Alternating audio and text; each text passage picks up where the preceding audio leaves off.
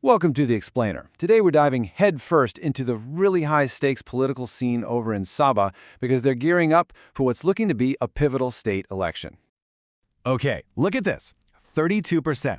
Now that number right there, it's the one keeping every single political party in Sabah up at night. Why? Because that's how many voters, a huge chunk, are still on the fence, completely undecided. So, with the race this wide open, you gotta ask, right? What's actually going to be the deciding factor in the 2025 Sabah state election? Let's try and piece this political puzzle together, and we'll start with the major players on the board. Okay, first up, the players and the polls. You know, a recent survey across the state paints this really fascinating picture. It's a totally fragmented political field. And get this, no single party has a clear, commanding lead. So check this out. The ruling coalition, Gabungan Rakyat Sabah, we'll call them GRS, they're technically in the lead with about 25% support. But, and this is a big but, they are far from dominant. I mean, look at that big slice of the pie.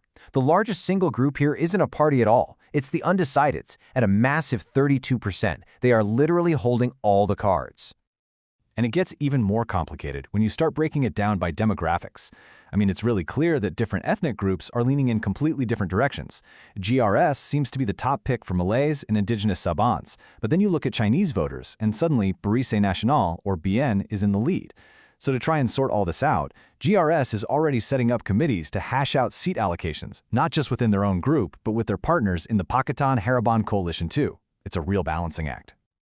All right, so if the support is that divided, what's it going to take? What are the big issues that are going to swing that huge chunk of undecided voters? Well, the data could not be clearer. People in Sabah are focused on what you might call kitchen table issues, you know, the real bread and butter stuff. Look at this. Economic development is number one at 54%, followed closely by the cost of living at 47%, and healthcare at 41%. These are the day-to-day things that are really on people's minds. And it's not just about abstract policies either. For a whopping 2/3 of voters, it really just boils down to leadership. They're looking for someone they can trust, you know?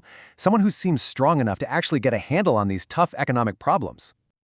Okay, but here's where it gets really interesting. This super intense focus on the economy, it actually reveals a pretty surprising twist when you look at a big, long-standing political issue, state autonomy. So you've got politicians and pundits talking about it all the time, right? State rights, the Malaysia Agreement 1963 or MA63, but for the average voter, it's way down the list. It's a third-tier issue, even falling behind things like infrastructure and corruption. It's a huge disconnect. So, just so we're all on the same page, what is MA63? Well, you can think of it as the foundational document for Sabah's place in Malaysia. It's the agreement that laid out all the special rights for the state, and it famously included this one really big provision, that Sabah was supposed to get 40% of the net revenue the federal government collects from the state. And that's the crucial point, this disconnect. While voters are worried about jobs and prices, the federal government, under Prime Minister Anwar Ibrahim, is saying, hey, we're on this.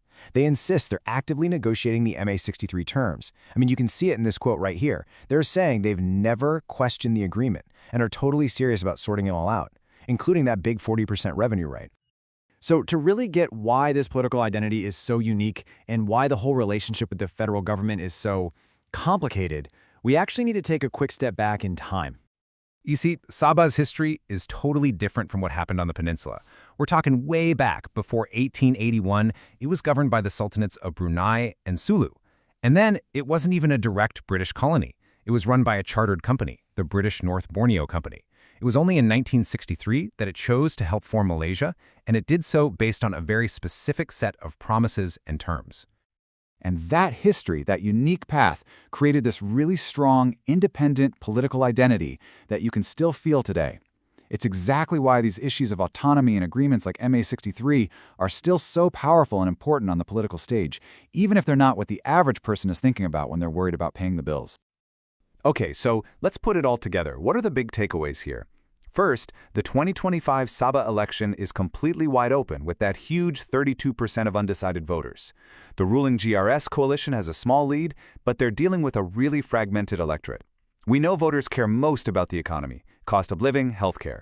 And there's this big disconnect between those everyday worries and the political focus on state autonomy. So really, the winning party is probably going to be the one that best connects with the day-to-day concerns of Sabahans.